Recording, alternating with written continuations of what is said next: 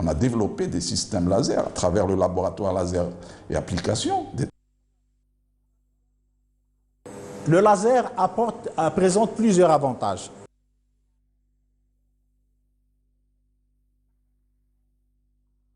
Ce sont des procédés de traitement de surface par voie sèche.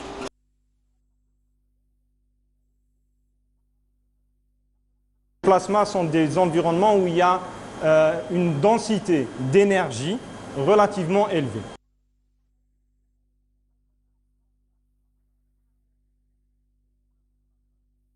On réalise les cartes électroniques qu'on utilise dans les différents équipements.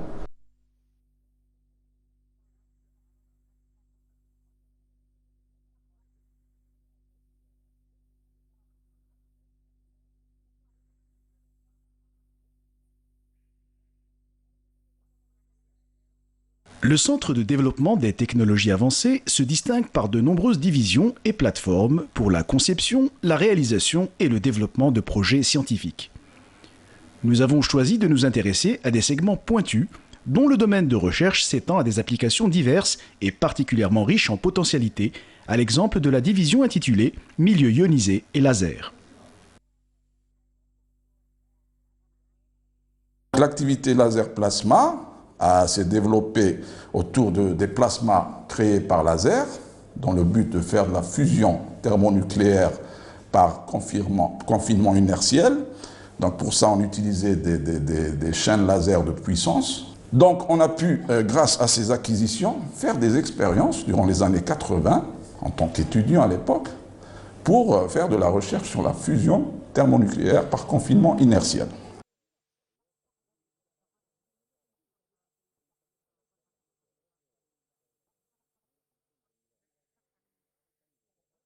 On a développé des systèmes laser à travers le laboratoire laser et applications. Des systèmes laser ont été développés à partir de la fin des années 70. Il faut dire que le laser a été inventé en 1960. Si vous voulez, pour l'Algérie, déjà 18 ans après, nos chercheurs nationaux pouvaient faire des petits systèmes laser. C'est un amplificateur optique de lumière. Quand vous amplifiez le son, vous pouvez amplifier de la lumière. Et le système laser, donc c'est un système constitué d'un milieu amplificateur, c'est un réservoir d'atomes ou de molécules, et puis il y a deux miroirs. Donc on fait des oscillations à l'intérieur, comme on ferait des oscillations dans un système électronique. Donc on peut créer ce qu'on appelle une amplification de la lumière, puis à un moment donné, il y a un faisceau qui sort, et c'est ça le faisceau laser. On travaille en étroite collaboration avec quelques centres de recherche, mais avec aussi des universités. On a une forte coopération avec le CRTSE, donc le Centre de recherche en technologie du silicium et des semi-conducteurs. Une forte interaction avec les divisions du CDTA, que ce soit la robotique, que ce soit la plateforme de microélectronique, que ce soit plus tard la plateforme de projection thermique. Il y a un extraordinaire savoir-faire au sein des centres de recherche en général et au sein du CDT en particulier, que ce soit dans toutes les divisions. Il y a eu le retour de chercheurs qui étaient à l'étranger. Écoutez, par exemple, il y a eu la réalisation d'un laser pour l'université de Babzouar pour des besoins pédagogiques. C'est-à-dire c'est un laser néodymium qui a été réalisé au CDTA pour des besoins pédagogiques. Il y a eu un système laser de marquage qui a été réalisé au CDTA. Ça permet de faire du marquage et de la gravure par laser. Ça, c'est, si vous voulez, le résultat direct. Mais en recherche, on fait par exemple la recherche sur le marquage couleur par laser sur les métaux. Vous pouvez colorer des métaux par un faisceau laser. Le principe du laser étant connu depuis de nombreuses années, la maîtrise de cette technologie est aujourd'hui une nécessité pour l'industrie. Il y a plusieurs applications. Dans le médical, dans l'environnement, dans l'industrie, on peut faire des tas de choses avec. D'ailleurs, actuellement, le système laser fait partie intégrante de l'industrie 4.0. On utilise les nouvelles technologies, telles que l'intelligence artificielle, la robotique, tout ça. Ça va constituer ce qu'on appelle l'industrie 4.0. C'est une industrie intelligente, si vous voulez.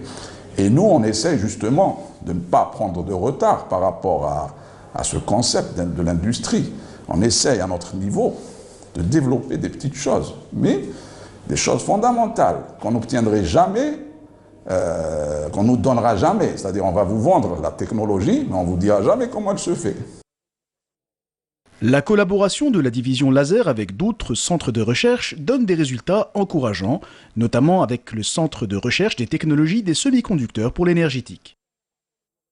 L'intitulé de notre projet, c'est le développement d'un système de microgravure par ablation laser pour l'isolation des bords des cellules photovoltaïques. L'objectif est de remplacer tous les procédés conventionnels par des procédés laser afin d'augmenter le rendement des cellules photovoltaïques et réduire leur coût de fabrication. Nous avons été sollicités par nos collègues de CRTSE pour intervenir dans le process de fabrication des cellules photovoltaïques de première génération, particulièrement dans l'étape d'isolation de bord, en utilisant la technique d'ablation par laser pour éliminer le court-circuit qui s'est formé entre la face avant et la face arrière lors de l'élaboration de la jonction PN par diffusion thermique. Cette étape elle a une incidence directe sur les performances des cellules photovoltaïques et leur coût. Le laser présente plusieurs avantages, tels que la rapidité, l'économie et évite le danger des produits chimiques. Le laser permet de réduire aussi le nombre d'étapes de production.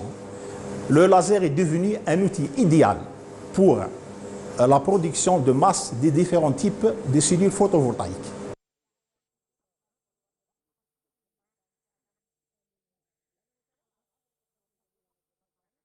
Une source laser fonctionnant dans leur gamme de visibles en régime nanoseconde.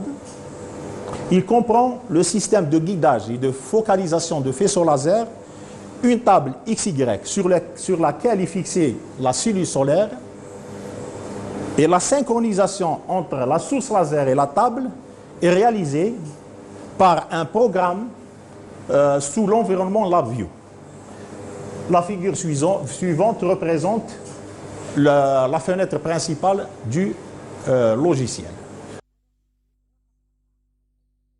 Le travail des chercheurs porte également sur l'étude de la physique des plasmas et des milieux ionisés, dont le champ d'application s'étend à de nombreuses branches de la physique, dont le traitement des matériaux. Ici, on est dans un laboratoire dédié au plasma de décharge. Le plasma, c'est le quatrième état de la matière. C'est un état de la matière où les particules ou les constituants de la matière ne sont plus neutre, donc la matière est constituée d'atomes. Un atome, c'est typiquement un ion avec une charge positive et un nuage électronique. Dans un plasma, le nuage électronique ne suffit pas complètement à neutraliser la charge du noyau, pour la simple raison que quelques électrons de ce nuage électronique ont été perdus ou deviennent libres. Il faut reproduire les conditions naturelles dans lesquelles les plasmas existent. Typiquement, ce qu'on fait dans ce laboratoire, c'est des plasmas de décharge à basse pression. Donc on doit diminuer la pression de notre environnement. Donc pour ça, on a des chambres à vide. Ici, on a une chambre à vide. Cette chambre, elle est totalement hermétique. Elle est couplée à un système de pompage. Ce système de pompage va pomper l'air. Et on va descendre de la pression atmosphérique qui est à 750 torr typiquement à 100 millions de fois plus bas. On va descendre à typiquement 1/100 d'un millitorr. Une fois qu'on a vidé tout ce qui est indésirable, on peut injecter les gaz qu'on désire. Typiquement, on travaille avec des gaz réactifs ou des gaz plasmogènes. Par exemple, on utilise l'argon pour maintenir et créer le plasma, et on utilise des gaz réactifs pour créer ou induire les réactions chimiques qu'on souhaite. Donc on doit aussi injecter de l'énergie. On le fait de manière électrique. Ici, on a un générateur radiofréquence qui peut monter jusqu'au kilowatt.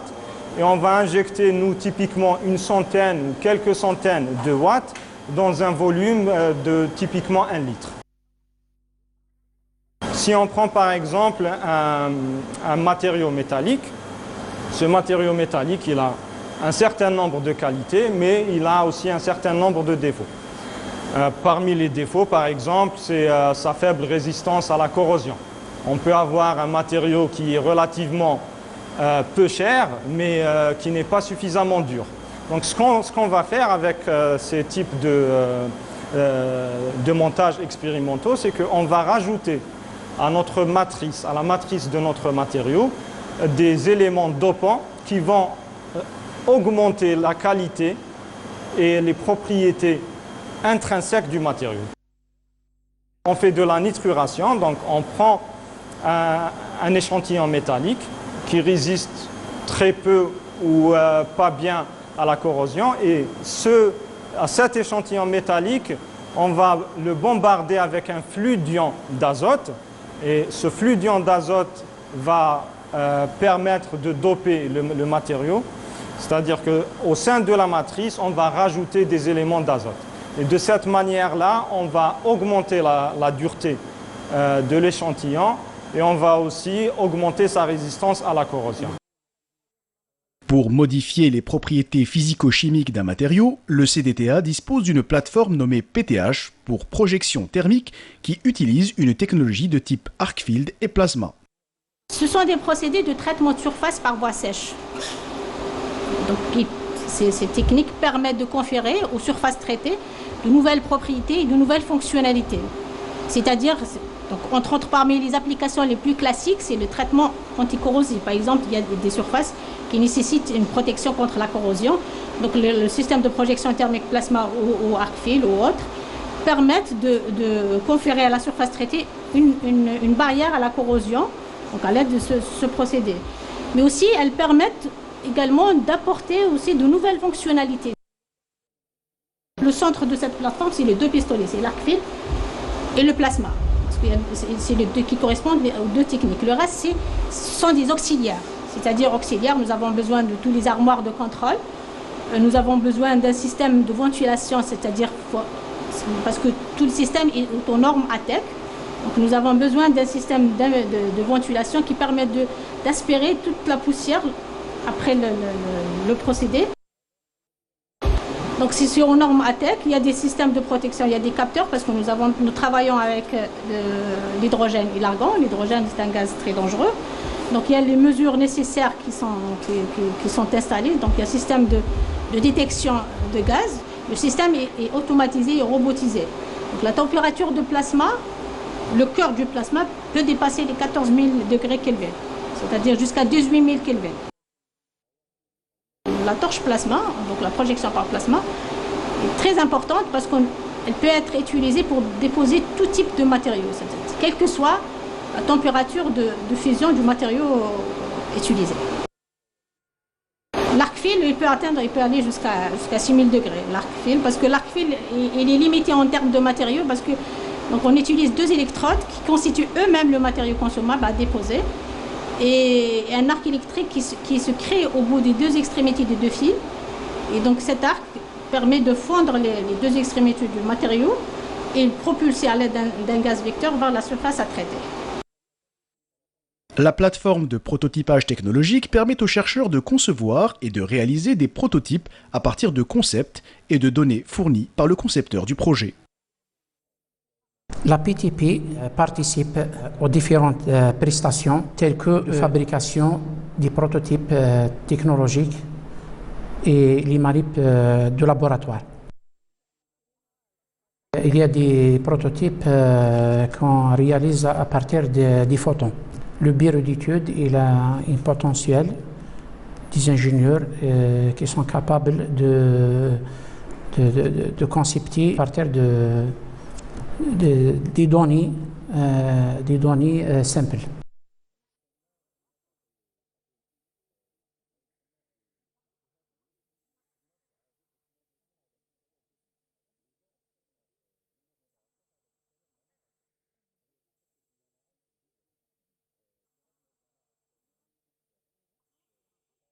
On a deux catégories de machines. Les machines de fabrication par enlèvement de la matière, c'est la fabrication classique. Et d'autres machines de fabrication additive. Dans le domaine de fabrication des pièces par enlèvement de la matière ou bien par fabrication additive, nous avons la contrainte les données machines. Donc là, on a limite sur les dimensions des pièces. Nous sommes uniques au niveau national, surtout dans le domaine de métrologie tridimensionnelle. C'est MMT, machine de mesure tridimensionnelle, qui fait des contrôles géométriques et dimensionnels. Nous arrivons à fabriquer des prototypes des pièces très très compliquées sur la base de ces machines, le bras de scan et la machine de mesure tridimensionnelle. Dans le domaine de matériaux polymères, nous avons fabriqué des prototypes fonctionnels à partir de la machine de fabrication additive SRS. L'objectif, c'est de devenir un potentiel dans le domaine de prototypage au niveau national et international, Inch'Allah.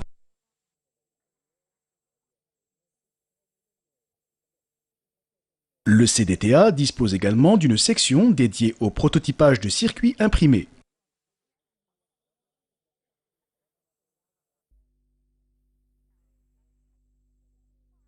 Le laboratoire permet de concevoir et de réaliser toutes sortes de circuits à partir de schémas prédéfinis. Nous sommes dans la salle de prototypage circuit imprimé de la plateforme technologique de microfabrication. C'est là où on réalise les cartes électroniques qu'on utilise dans les différents équipements électroménagers ou bien industriels et ainsi de suite. Notre chaîne de prototypage il permet de réaliser des circuits simple face, double face et multicouches. Pour les multicouches, on peut fabriquer des circuits à 4 couches, 6 couches et 8 couches. Si on est amené à faire carrément à apporter une solution électronique. Donc à ce moment-là, on commence par la phase de conception.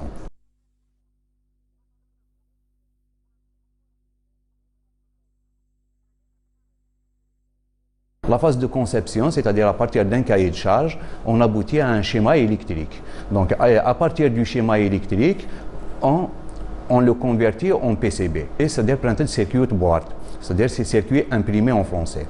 Donc, une fois c'est converti à ça, c'est généralement il se fait avec des logiciels de conception assistés par ordinateur. Du même logiciel, on tire des fichiers qu'on appelle des fichiers Gerber qui sont utilisés pour notre équipement. Donc, on charge les fichiers Gerber dans le logiciel qui commande la machine et on place un support sur la machine et on lance la gravure et on suit les étapes une à une. Pour les circuits ordinaires, on utilise du verre époxy FR4 avec différentes épaisseurs. Les épaisseurs disponibles chez nous, c'est 1,5 mm et 8 dixièmes, c'est-à-dire 0,8 mm. Il s'agit d'un support en verre époxy recouvert de 2 fines couches de cuivre sur chaque face. Donc, une fois que c'est gravé, c'est bon. Donc, on lui fait une couche de vernis pour protéger les pistes de cuivre. Et une fois que le vernis il est fait, donc on va inscrire la liste des composants ou bien le dessin des composants sur la carte électronique et on passe carrément au dépôt des composants. Nous disposons d'un équipement qui est le pick and place. Il permet de déposer les composants à montage sur surface. Et une fois que ces composants sont déposés, donc on les fait traverser dans un four à refusion et les composants ils sont soudés. À cette étape-là, donc ce qui reste, c'est uniquement d'attester la carte s'il est fonctionnel. Les procédés de fabrication étant maîtrisés de bout en bout, les chercheurs du Centre de développement des technologies avancées nourrissent de grandes ambitions. De nos jours, la technologie évoluant à pas de géant, le CDTA représente l'une des structures les plus efficaces qui soit en mesure de relever les défis de l'avenir.